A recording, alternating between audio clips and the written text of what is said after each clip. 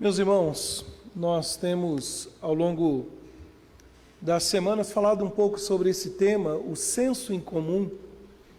E o que é o senso em comum? A ideia do senso em comum é ir contrário àquilo que a maioria pensa ou caminha. E propriamente nós estamos falando sobre o Evangelho. E o Evangelho tem poder de transformar vidas. Você precisa crer nisso, porque não há outro meio de ser transformado a não ser pelo Evangelho.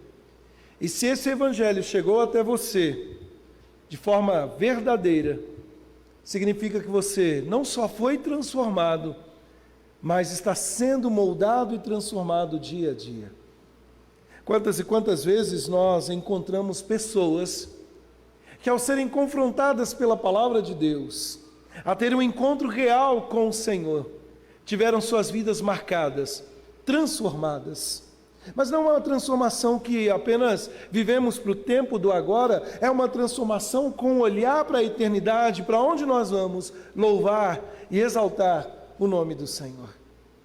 É interessante que nessa transformação, o Senhor Jesus disse certa vez a um homem chamado Nicodemos: é necessário nascer de novo. Nós chamamos de novo nascimento, de uma nova mente.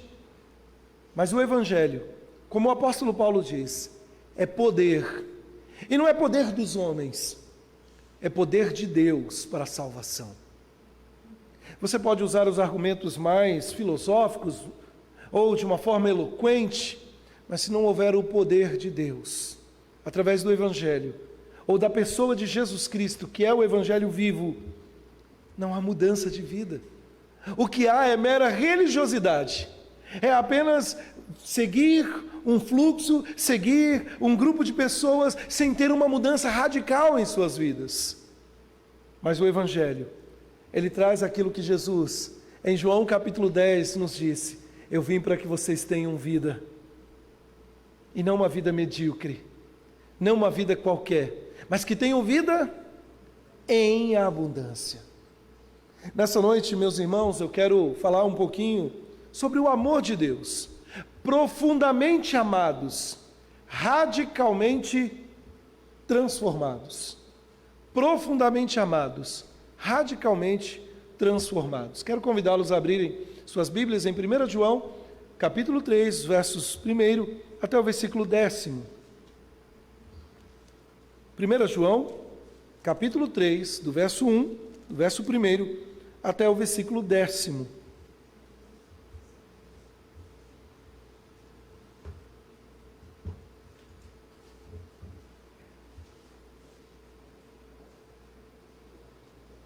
A palavra do Senhor nos diz assim, acompanhe a leitura. 1 João 3, verso 1 a 10. Vede que grande amor nos tem concedido o Pai, a ponto de sermos chamados filhos de Deus. E de fato, somos filhos de Deus. Por essa razão, o mundo não nos conhece, porquanto não o conheceu a Ele mesmo. Amados, agora somos filhos de Deus, e ainda não se manifestou o que havemos de ser. Sabemos que, quando Ele se manifestar, seremos semelhantes a Ele, porquanto haveremos de vê-lo como Ele é. E assim mesmo se purifica todo o que nele tem esta esperança, assim como Ele é puro. Todo aquele que pratica o pecado também transgride a lei, porque o pecado é transgressão da lei. Sabeis também que Ele se manifestou para tirar os pecados, e nele não existe pecado. Todo aquele que permanece nele não vive pecando.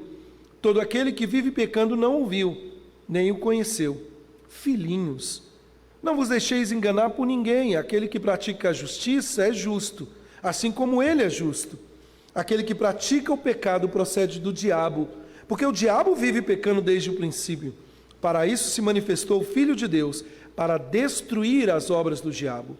Todo aquele que é nascido de Deus não vive na prática do pecado, pois o que permanece nele é a divina semente. Ora, esse não pode viver pecando, porque é nascido de Deus.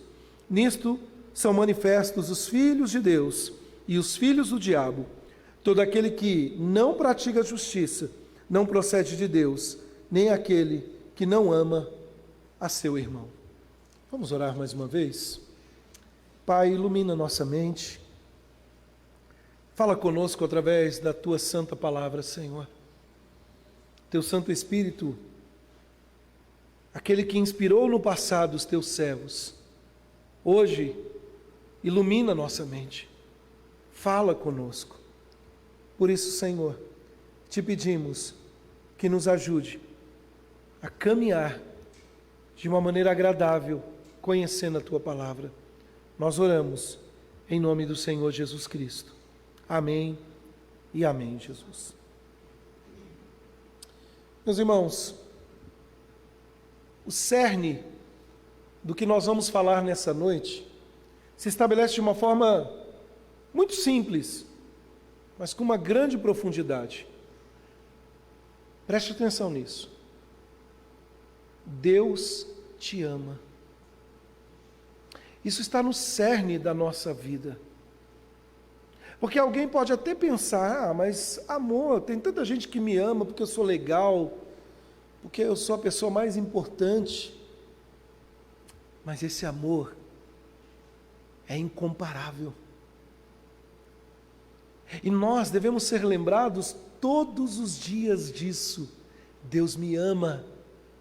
Deus me ama. Certa vez alguém disse, foi aqui, nessa igreja, uma irmã psicóloga cristã, trazendo uma palestra para as irmãs, não sei quantas estavam aqui naquele dia, tínhamos um grupo expressivo de irmãs, e ela disse que todos os dias você precisa lembrar daquele texto do Salmo 139, olhar para o espelho e dizer assim, eu te louvo a Deus porque o Senhor me fez de forma assustadora, não, de forma assombrosamente maravilhosa. Falando às mulheres naquela ocasião. Eu poderia aproveitar as palavras daquela nossa irmã e trazer para nós hoje que todos os dias você precisa se lembrar, todos os dias você precisa falar à sua alma. É isso mesmo, confrontar o seu eu dizendo, Deus me ama. E isso tem uma implicação maravilhosa na nossa vida.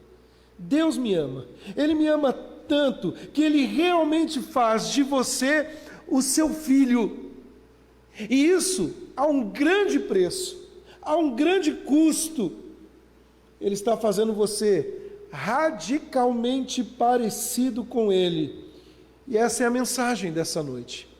Profundamente amado, radicalmente transformado. Meus amados irmãos, esse texto que nós acabamos de ler é interessante porque ele traz a nós um senso em comum. E o senso em comum que nós encontramos aqui se encontra naquilo que o apóstolo João nos chama a atenção, dizendo que o mundo não o conheceu. O mundo não o conhece. O mundo diz que o conhece. O mundo até segue, de certa maneira, um Deus estranho, mas um Deus. Mas não conhece a profundidade do que é esse amor.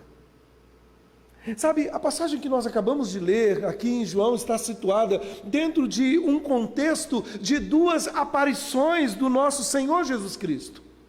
Uma aparição que podemos denominar como a aparição no passado e a outra aparição como a aparição no futuro. E cada um é mencionado duas vezes aqui neste texto que lemos. A aparição no passado está aqui neste capítulo 3, no versículo 5, se você quiser dar uma lida, ele diz assim: sabeis também que ele se manifestou para tirar os pecados e nele não existe pecado. Ele está falando de uma realidade passada. Ele veio, ele habitou entre nós, Jesus, com um propósito: salvar os pecadores, tirar os pecadores desta condição. No versículo 8, nós temos: aquele que pratica o pecado não procede do diabo, porque o diabo vive pecando desde o princípio. E aí mais uma vez a expressão: para isto se manifestou o Filho de Deus, passado, para destruir as obras do diabo. Então o que João está falando sobre essa primeira aparição? Ele está falando sobre a sua encarnação. Ele está aqui mostrando que ele se tornou como um de nós, e ele explica como isso aconteceu, e ele veio, e então, a partir disso, ele tem um olhar para o futuro. Olhando para trás, para aquilo que Jesus fez, e agora ele tem um olhar para o futuro. E o versículo 2, ele diz: amados, agora somos filhos de Deus, e ainda não se manifestou o que haveremos de ser. Sabemos que quando ele se manifestar, no futuro, sabemos que quando ele se manifestar, seremos semelhantes a ele, radicalmente semelhantes a ele, porque haveremos de vê-lo como ele é. Meus irmãos, é interessante que já lá no capítulo 2, no final do capítulo 2 aqui, no verso 28, João nos diz: filhinhos, agora pois permanecei nele, para que quando ele se manifestar, futuro, tenhamos confiança e dele não nos afastemos envergonhados na sua vinda. Então perceba que aqui o ponto de João, quando escreve esta carta, ele transita entre duas aparições. Uma no passado, como testemunha ocular dos fatos, e dentre muitas testemunhas, o Cristo que veio, viveu entre nós, morreu por causa dos nossos pecados, foi sepultado, ressuscitou, foi visto por muitos, mais de 500, e ascendeu aos céus. Mas diante dessa ascensão de Cristo, há uma promessa: aquele que vocês viram ascender aos céus, aquele que foi assunto aos céus, voltará. E aqui, meus irmãos, ele trabalha com um passado e um ainda por vir do futuro, e isso nos coloca bem no meio entre as duas aparições de Cristo. Nós estamos neste meio, entre o passado e o futuro, um futuro muito próximo. E a questão central que João quer responder é esta: o que significa realmente conhecer este Deus e andar com Ele? E ainda, como você sabe que está andando com Ele, como você sabe que permanece nele, como você sabe que está em união com Ele, e como deve ser a nossa experiência à luz dessa vinda do passado, com a certeza do futuro. Então veja que nós não estamos sentados numa cadeira como meros espectadores, dizendo assim: olha que legal, Jesus veio no passado, ou olhando para frente dizendo: daqui a algum tempo ele vai chegar, nem sei se eu vou estar mais aqui. Nesses dois pontos, meus irmãos, vem a nossa reflexão nesta noite. Primeiro, em Cristo, em união com Ele, nós somos profundamente amados. E segundo lugar, em Cristo, em união com Ele, estamos sendo radicalmente transformados à sua imagem. E é isso que o Evangelho faz conosco. É isso que a palavra de Deus, a palavra viva, faz em nossos corações. É tão bom quando nós somos amados. É tão bom saber que as pessoas ao nosso redor nos amam. É tão bom saber que este amor impacta a nossa vida. Mas nós deveríamos trabalhar, como eu mesmo disse agora há pouco, de uma forma a entender o que é este grande amor. É interessante porque o Senhor Jesus exorta os seus discípulos, dizendo que nós devemos amar a Deus de todo o nosso entendimento, de todo o nosso coração e de todo o nosso entendimento. É interessante que devemos pensar não apenas em Deus, hashtag, te amo. Meu coração saiu um pouquinho torto aqui. Mas é poder dizer ao Senhor: Senhor, eu te amo porque eu sei, eu conheço o teu grande amor. Porque eu sou alvo desse amor, porque eu pude desfrutar nesta noite, em todas as noites e em toda a minha vida, eu desfruto do teu grande amor. Então há duas verdades que eu quero destacar aqui nessa noite, meus irmãos. A primeira delas, em Cristo somos profundamente, e veja que eu estou aqui enfatizando, e muito amados. Profundamente e muito amados. Veja comigo a primeira parte disso. Veja que o versículo 1, ele diz: olhe, veja com que grande amor nos tem concedido o Pai, a ponto de sermos chamados de filhos de Deus. A palavra grega aqui para filhos, não são filhos crescidos. A palavra grega depende de uma palavra chamada teknia, no grego, que significa filhinhos. E João depois vai nos chamar de filhinhos. É quase como crianças de peito, de colo, que nós cuidamos, e que essas crianças irão passar por um processo de amadurecimento assim. O que João está nos dizendo é que este grande amor nos tornou como pequeninos nos braços de os seus pais, sendo educado, e que agora eles vão caminhar, por isso radicalmente transformados. É tão maravilhoso quando os pais acompanham o desenvolvimento dos seus filhos. Eu lembro a Mayla e o Luciano acompanhando aí os primeiros passos do Isaac. Agora estão pedindo a Deus para o Isaac parar de correr e mexer nas coisas. Você que é pai e mãe sabe muito bem o que é olhar para uma criança e perceber que esta criança está se desenvolvendo. E são as fases.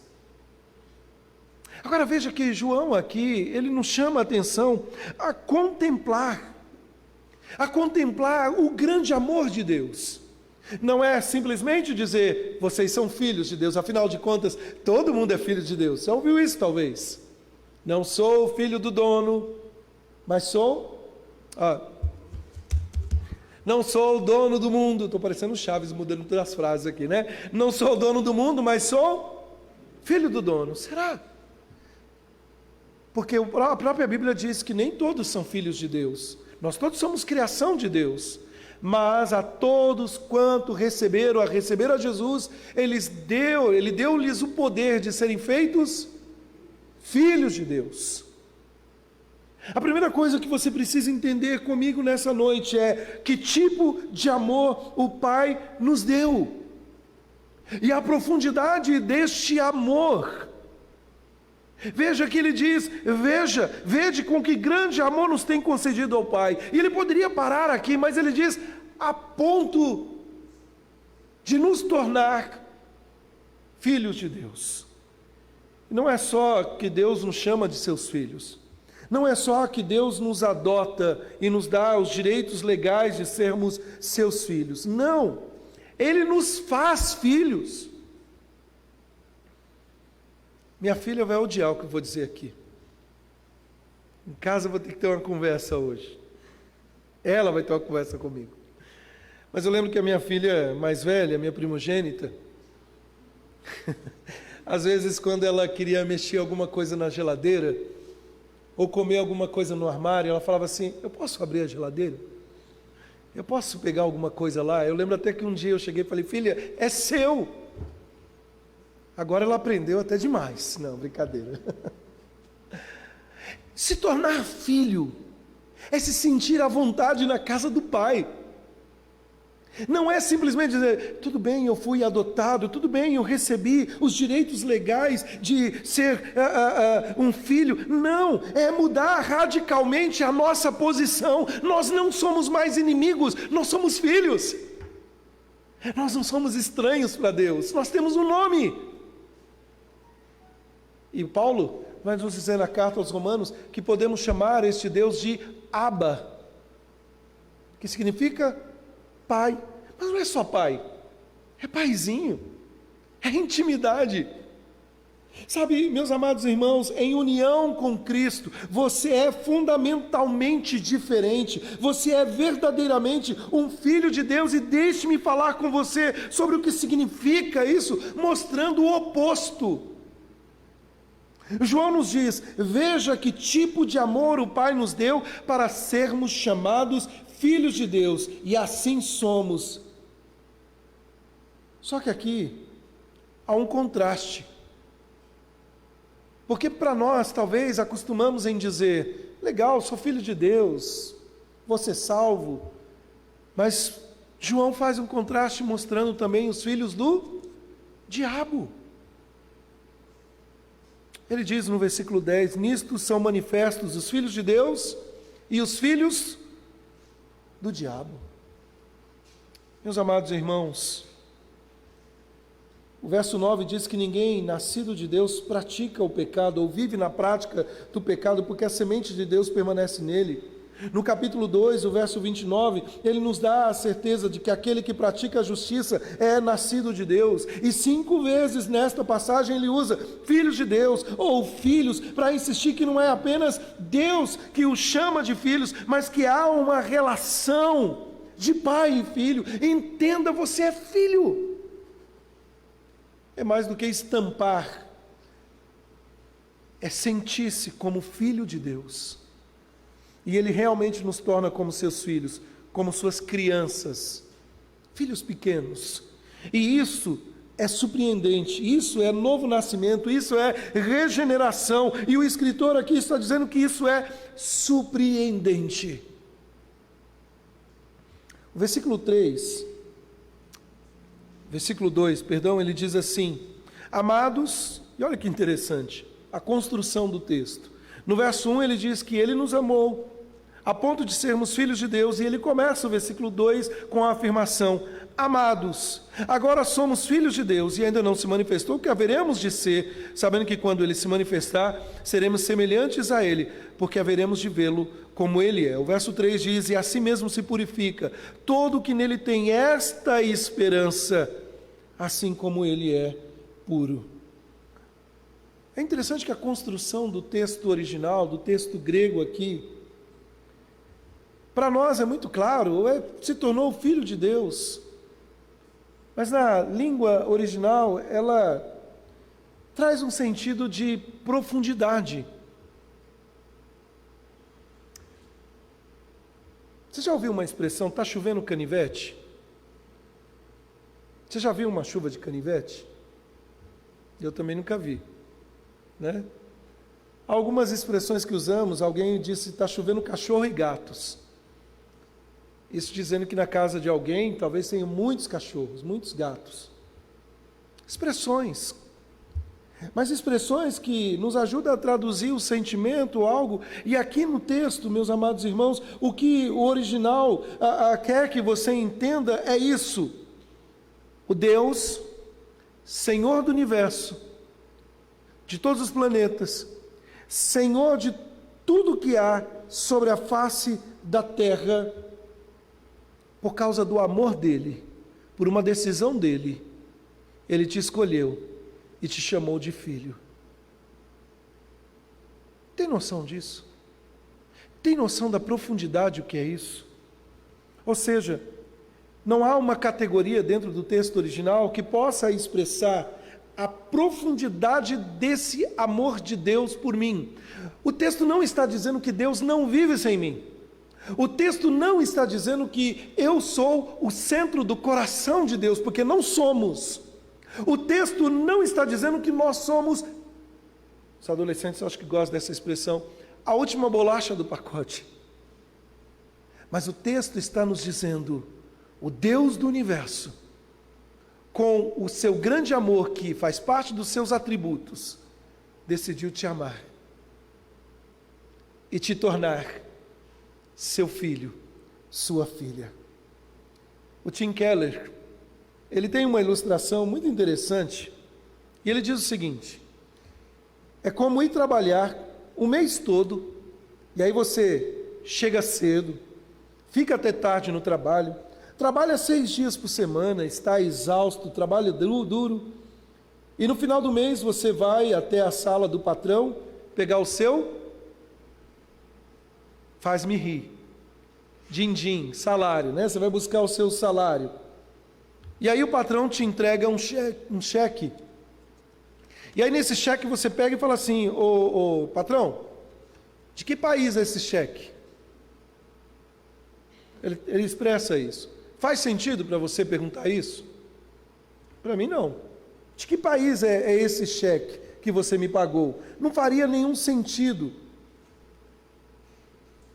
Porque o trabalhador não vai ficar perguntando, segundo o Tim Keller, de onde veio esse cheque, de que país é.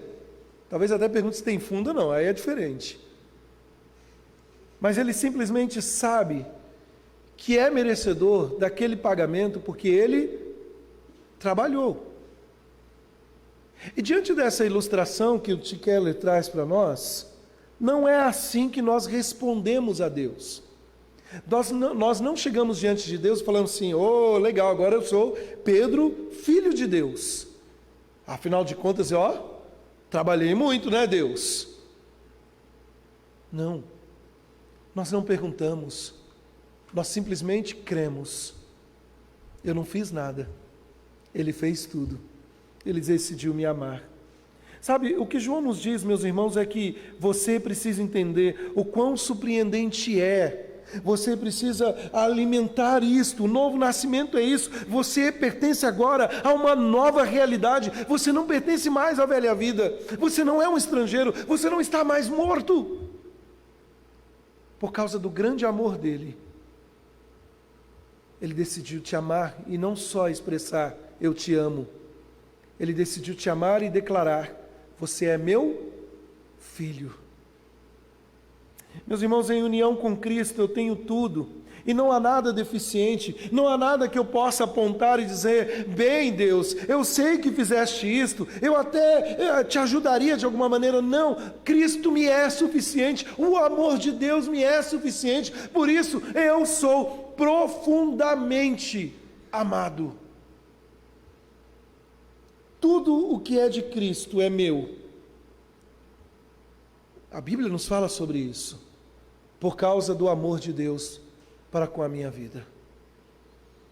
Sabe, hoje, nesse momento, nesse instante, tem pessoas que estão tristes, terrivelmente desesperadas, não por falta de dinheiro, não por falta de saúde, não por falta de, aspas, amigos, mas estão extremamente vazias, por causa de uma pequena palavra, de uma grande profundidade da qual nós estamos falando nessa noite, porque lhes falta amor. E não é amor dos homens, o amor dos homens é pecaminoso e vazio, mas porque lhe falta o amor de Deus em seus corações. Então a primeira coisa que eu quero que você pense nessa noite, leve para casa, e que você possa durante a semana exercitar, eu sou profundamente amado por Deus, e esse amor deve me constranger, Deus me ama. Mas não é Deus me ama porque alguém um dia chegou para mim e falou, Deus te ama, viu? Deus te ama. Falou até rápido, Deus te ama. Não, é porque Ele declarou na sua palavra. Lá em Efésios capítulo 2, nos fala que nós estávamos mortos em nossos delitos e pecados. E aí no versículo 4 diz, por causa do quê? Do pequeno? Não, o grande, o profundo, o maravilhoso amor que só vem de Deus. Por causa do grande amor, pela graça, sois salvos. Mediante a fé, isso não vem de vós. É presente, é dom de Deus. Você pode colocar isso no seu coração nessa noite? Deus te ama, mas não de uma forma qualquer, Ele te tornou um filho. Segunda coisa que eu gostaria de chamar a sua atenção nessa noite, é que em união com Cristo nós estamos sendo radicalmente transformados. Meus irmãos, profundamente amados, radicalmente transformados à sua imagem. Sabe, na nossa união com Cristo, nós estamos radicalmente sendo transformados. O versículo 3, que nós já lemos, ele diz, e assim mesmo se purifica todo o que nele está, o que tem esta esperança, assim como ele é puro. Veja que, diante do amor de Deus, diante de ser declarado Filho de Deus, há uma resposta. E a ação do texto é uma ação contínua, não é uma ação em dizer agora eu sou santo e eu crio uma cápsula e eu enterro dentro dessa cápsula a minha vida e eu não vou mais pecar. Não, eu vou lutar, eu vou me purificar, eu não vivo na prática do pecado, porque eu estou sendo radicalmente transformado por Deus. E aqui eu quero que você pense nisso não como um comando, não como uma ordem, porque no texto original, a palavra se purificar aqui, que se purifica, o texto não está no imperativo.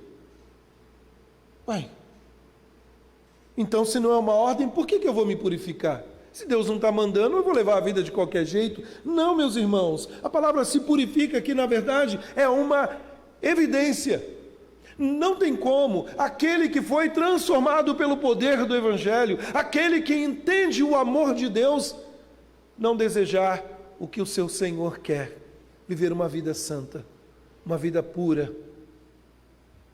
Meus amados, ele está dizendo que se você entende o quão profundamente você é amado, então você estará se purificando, e essa é uma evidência de que você está experimentando o que pertence a Ele.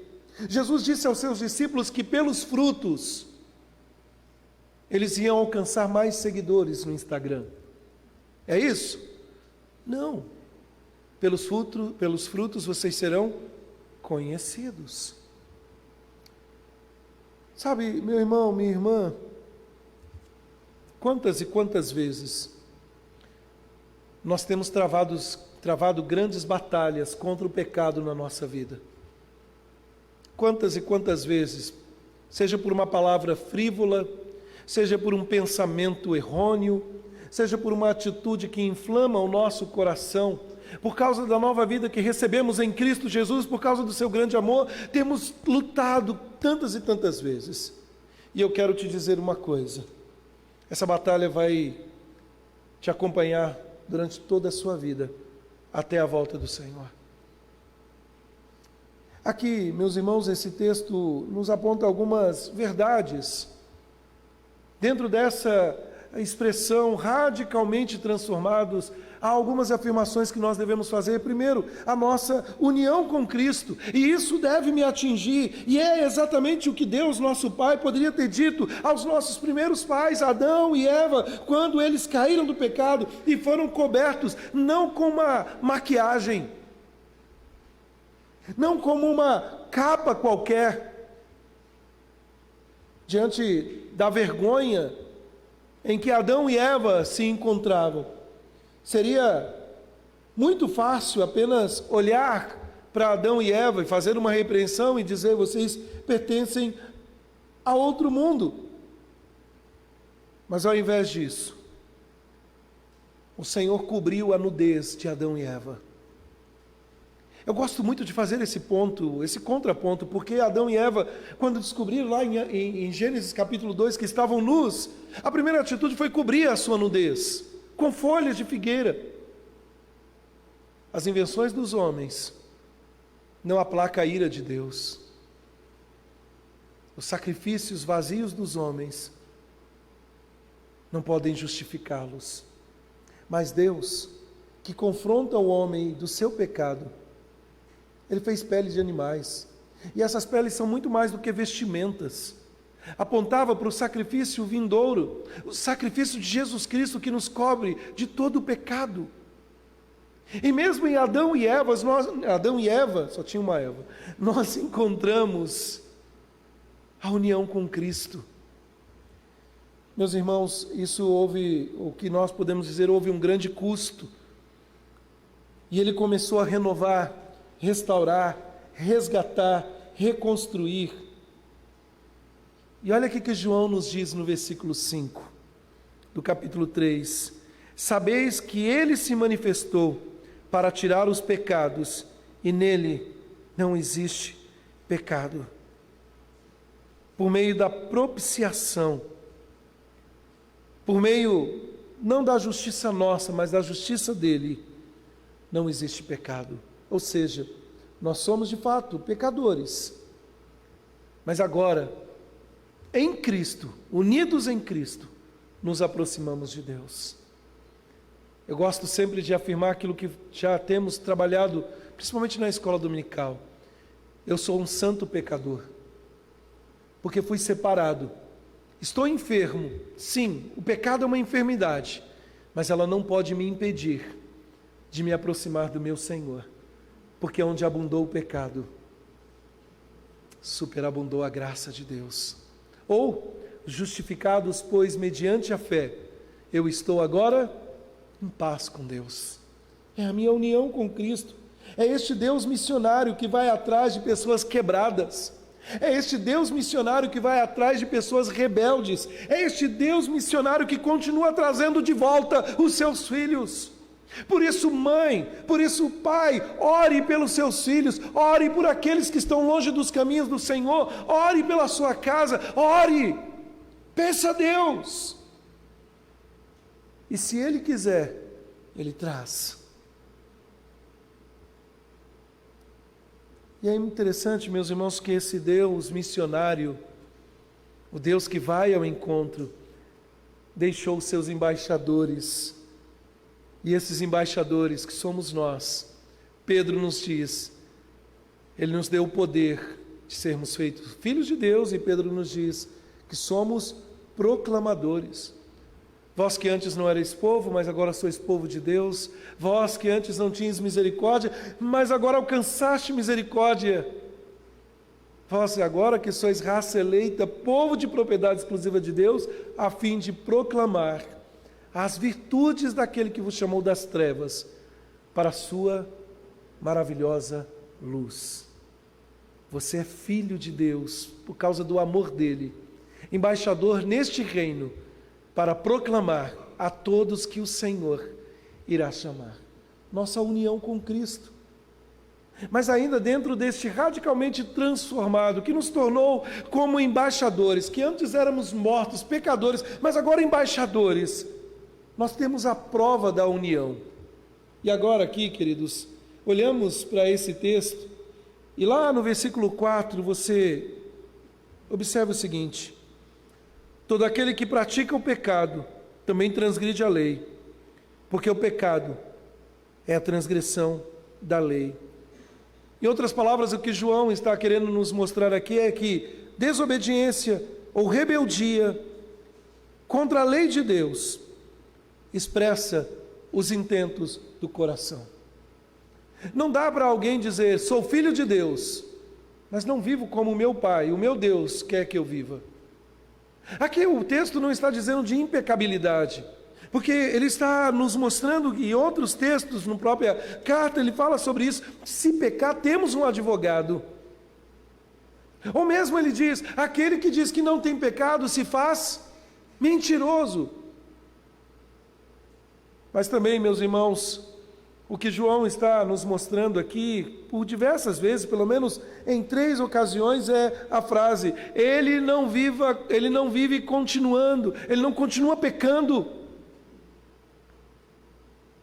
ele não continua em pecado, e ele martela esse ponto. João não está dizendo que o cristão nunca mais irá pecar. O que ele está realmente dizendo é que o cristão não tem como prática comum viver pecando e está tudo bem. Tozer, num pequeno livreto, 5 votos para obter poder espiritual, ele diz num desses votos, trate radicalmente o pecado na sua vida, ou trate com seriedade o pecado. E essa é a prova, meus irmãos, que estamos sendo trabalhados. Por diversas vezes, João usa a expressão prática aqui, e aqui ele está querendo dizer aquilo que fazemos, aquilo que pensamos, a nossa vida. Nós não vivemos nesta prática do pecado. De fato, talvez amanhã, e possivelmente é certo, que eu vou pecar. Mas agora com um novo coração, constrangido pelo amor de Deus, como prova dessa nova vida, eu luto contra o pecado. Eu já disse aqui, e mais uma vez eu reafirmo isso, eu sou fã do filho pródigo. Eu me vejo no filho pródigo. Ai, pastor, mas você é ex o quê? Eu sou ex-refrigerante, só a única coisa que eu lembro. Não tomo mais. Mas graças a Deus, pela misericórdia dele, não passei pelos ex da vida. Mas eu me vejo no filho pródigo como um pecador, que muitas vezes erra. Você tem se colocado como um pecador que precisa da misericórdia, da graça de Deus? É interessante que lá em Lucas capítulo 16 nos conta que este filho pródigo, ele caindo em si, ele lembra do pai. E não lembra da casa do pai porque lá a comida era melhor, não, ele lembra que este pai tratava muito bem os seus empregados. E aí ele diz: irei ter com meu pai e direi: trata-me como um dos teus trabalhadores. Agora, sabe qual é a parte que eu amo nesse texto? É que de longe o filho pródigo estava voltando e eu fico vendo a cena, ele todo sujo, fedido. E o pai de longe o avistou, e o pai sai correndo, e não era usual na cultura. Ele não poderia sair da sua posição e correr. Mas ele sai, ele não manda um servo, ele vai ao encontro, e ele abraça, ele beija. E ele dá vestes novas. Sabe, meus irmãos, isso nos encoraja a viver lutando contra o pecado. Porque quando eu falho, quando eu peco, eu preciso crer que eu tenho um pai amoroso que me abraça, me beija e não me deixa no nojo do pecado. Ele quer transformar a minha vida. Mas ainda, meus irmãos, aquele que está sendo radicalmente transformado, ele permanece no Senhor. E aqui é interessante porque, usando o texto do capítulo 2, o verso 28, João nos diz: filhinhos, agora pois permanecei nele, para que quando ele se manifestar, tenhamos a confiança e dele não nos afastemos, envergonhados na sua vinda. É interessante aqui, meus irmãos, que o texto nos fala sobre confiança. Permaneça no Senhor, viva a sua vida em união com Cristo, acredite que você é tão profundo e profundamente amado que vive em permanência constante nele, apesar de ser pecador, apesar de ser falho. Lá no capítulo 4, se você der uma olhada, o verso 16, ele diz: e nós conhecemos e cremos no amor que Deus tem por nós. Deus é amor. E aquele que permanece no amor de Deus, que permanece no amor, permanece em Deus. E Deus nele. Assim, meus irmãos, uma outra evidência de que estamos sendo radicalmente transformados é que nós permanecemos no Senhor, firmes no Senhor. Permaneça nesse amor, acredite nisso, mude algo que você não entende hoje, algo que não faz sentido. Para que ficar nutrindo o pecado na sua vida? Um opositor. Alguém pode olhar para a vida e simplesmente dizer: está tudo bem assim, eu sei que no final vai dar tudo certo. Mas sabiamente, alguém disse: afaste o pecado da sua vida, ou ele te afastará do Senhor. Não dá para permanecer no Senhor e viver com a velha vida. Meus irmãos, nós precisamos permanecer nesse amor. E aqui é interessante que agora sim é uma ordem: permaneça nele. Não é uma evidência, porque nem sempre vamos conseguir. É algo que deve ser exercitado. Você pode achar que está tudo bem, mas você precisa urgentemente permanecer no amor do Senhor. Mas ainda, esse radicalmente transformado se evidencia também em não se deixar enganar. O capítulo 3, aqui no versículo 7, olhe lá, diz assim: filhinhos, não vos deixeis enganar por ninguém. Aquele que pratica a justiça é justo, como ele é justo. Sabe, meus irmãos, é interessante porque esse texto nos remonta aqui aos nossos primeiros pais, a Eva. Eva foi enganada.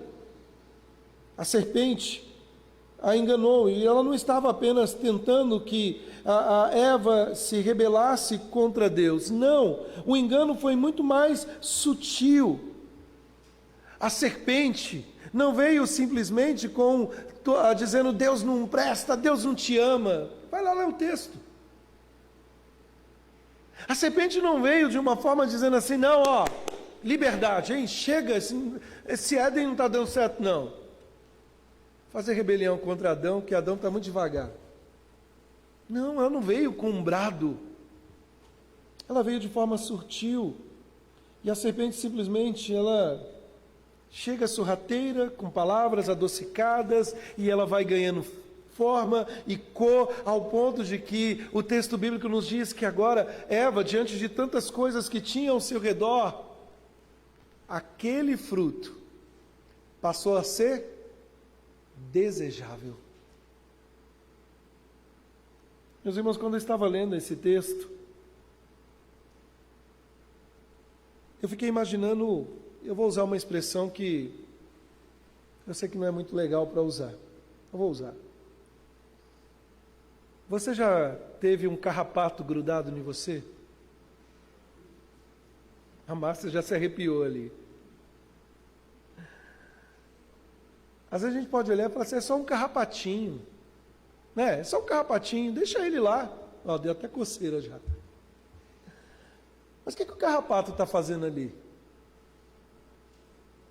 Hã? Mas sugando o quê? Sangue. Mas por quê? Tadinho. Ele tem que se alimentar. Tranquilo, né? Não. Ele traz doenças. Ele traz grandes males até mesmo de levar a óbito. Muitas vezes o engano vem na nossa vida e nós achamos que está tudo bem. E o engano, assim como se apoderou lá em Eva e ela culminou, e veio o pecado da desobediência, também ele pode se apoderar na nossa vida. E a questão é, como é que Deus está neste momento? Ele não se alegra. Por isso estamos sendo radicalmente transformados e não nos deixamos enganar. Cuidado, meus irmãos, muitas vezes pregadores vão ocupar púlpitos, e eu começo pela nossa casa, por esse púlpito, com palavras adocicadas, com coisas que é gostoso ouvir isso, mas que não tira da nossa realidade, do nosso comodismo. É verdade, meus irmãos, nós podemos cantar muito, é verdade, nós podemos declarar muito do amor de Deus, mas nós temos que ver a profundidade do que é isso. Isso deve levar tempo, e esse tempo, ele deve ser tratado e tratado diversas vezes na nossa vida. Há um teólogo chamado William Steele, um pastor escocês, que, citando um outro pastor, David Strain, ele disse o seguinte: Cristo é um novo mundo de ser, não um novo conjunto de regras. Cristo é um Salvador que nos salva, ganhando nossa confiança cada vez mais e nos treinando a viver nossa vida em total confiança nele. E aí eu uso isso simplesmente dizendo: Cristo é a verdade. E porque Ele é a verdade, eu não me deixo enganar pela mentira. Irmãos, é muito sutil os enganos deste mundo, mas cuidado, porque Satanás vem soprar nos ouvidos desatentos em dizer: será que Deus te ama mesmo? Porque afinal de contas você tem que pagar a conta amanhã. Será que Deus te ama mesmo? Hoje, conversando na hora do almoço, porque o seu carro pegou fogo. Foi isso, Félix, que a gente estava conversando? Será que Deus te ama mesmo? Porque afinal de contas você perdeu o emprego. Cuidado com as seduções de Satanás. A prova do amor de Deus não está de fazer próspero nessa terra. A prova do amor de Deus foi enviar o seu Filho Jesus na cruz pelo seu pecado. Pode ser que Ele não te dê 3 casas, um iate e 5 apartamentos. Mas Ele já te deu tudo o que você necessita. Jesus Cristo. E aí o Salmo 23 faz sentido para nós. Porque Jesus é o meu pastor. Eu não preciso de mais nada. E por fim, meus irmãos, e aqui o texto trabalha com 2 vozes. Caminhando para o fim aqui, veja que João nos diz no versículo 8, aquele que pratica o pecado procede do diabo, porque o diabo vive pecando desde o princípio. Para isso se manifestou o Filho de Deus, para destruir as obras do diabo. Verso 9, porque todo aquele que é nascido de Deus não vive na prática do pecado, pois o que permanece nele é a divina semente. Ora, esse não pode viver pecando porque é nascido de Deus. E aí o verso 10 diz, nisto são manifestos os filhos de Deus e os filhos do diabo. E aí eu chamo isso simplesmente dizendo, que voz você está ouvindo? Porque não há uma voz intermediária. João não está dizendo aqui que, olha, eu estou em cima do muro, ou então eu sou neutro. Irmãos, eu não tenho nenhuma dificuldade, porque a Bíblia diz assim, ou você é filho de Deus, ou você é, não tenha medo de dizer isso não, filho do diabo. Eu quero continuar crendo que eu sou filho de Deus, permanecendo nele, porque Ele declarou isso. Ah não, mas eu sou o elemento neutro. Eu não sei que céu que você vai habitar. Alguém disse certa vez que o muro, o diabo já requereu para ele, quem fica em cima do muro, ele fala, o muro é meu. Meus amados irmãos, o que João aqui está nos mostrando com esse texto é, ou você está ouvindo a voz de Deus, que te ama, que se deleita em você e te lembra o quão precioso você é para Ele, ou você está ouvindo a voz de outro, do inimigo, da sua alma, que simplesmente está dizendo o tempo todo, para com essa besteira de ser fiel a Deus, de permanecer nele, de honrar o nome dele. É o seu nome que tem que estar em evidência. Afinal de contas, você é o centro. Pois é. Mas no fim de tudo, o seu nome não te salvará. Somente o nome que está acima de todo nome que irá nos salvar. Sabe, meus irmãos, a pergunta é, que voz você está ouvindo? A voz daquele que te ama imensamente? E eis que grande amor o Pai nos deu ao ponto de sermos feitos filhos de Deus e agora de fato somos seus filhos? Ou a voz daquele que quer nos afastar e em semelhança a um ladrão vem para roubar, matar e destruir? Muitas vezes ele quer dar status, nós achamos que está tudo bem, uma vida sem Deus é uma vida tranquila, mas o que ele quer fazer é destruir. E aqui, meus irmãos, o ponto não é simplesmente ouvir, o ponto é em que realidade nós estamos vivendo, porque o texto trabalha com isto, ou nós vivemos no reino de Deus, ou nós vivemos no reino do opositor. Por isso, nós estamos sendo radicalmente transformados. E eu termino lembrando você dessas 2 grandes verdades. Presta atenção. Talvez você hoje chegou aqui com seus 40 anos de idade, 44, 50, 30, 13, 10... para o vigílio não ficar triste, 70. Talvez você amargou hoje aqui decepções na sua vida, traições. Talvez você chegou a um dado momento falando, poxa, mas até agora eu não consegui alcançar o sonho da minha vida de construir uma casa, de comprar um carro, de conseguir isso, conseguir aquilo. Pelo contrário, parece que só é problema, pastor, é só problema. Chega segunda, terça, quarta, quinta, sexta, sábado, é problema, pastor, eu sei que Deus me ama, mas que mundo, que vida é essa? Mas eu quero te lembrar aquilo que Paulo nos diz. O sofrimento do tempo presente não se compara com o que Deus tem preparado para nós, com as glórias do porvir. E você só vai entrar nesta realidade por causa do grande amor de Deus. Sabe, não há dinheiro como os antigos pensavam, como colocar uma moeda de ouro para a sua passagem para outra vida. Não há cheques, não há talões que podemos colocar no bolso quando partirmos daqui simplesmente pagando o ingresso. Mas eu poderia dizer que podemos entrar na realidade dos céus com uma grande mensagem. Pedro, conforme eu falei hoje pela manhã, culpado, pecador. Mas na outra face está dizendo, justificado, amado por Deus. Você se sente como um filho, uma filha na casa do Pai? O amor de Deus está fazendo diferença para você diante das intempéries dessa vida. Eu sei que a vida não é só sofrimento, tem coisas boas acontecendo. Mas diante de todas as realidades, é o amor de Deus. Mas em segundo lugar, evidencie esse amor sendo transformado pelo Evangelho. Talvez com perdas, sim. Perdas no sentido de abrir mão do que seria ganho para você. Mas por causa do amor a Deus, e constrangido por esse amor, você pode dizer nessa noite, eu não sou dessa terra.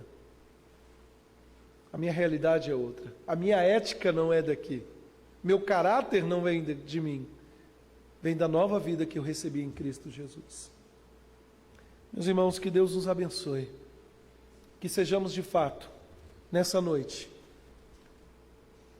profundamente amados, lembrados disso, e radicalmente transformados pelo poder do Evangelho.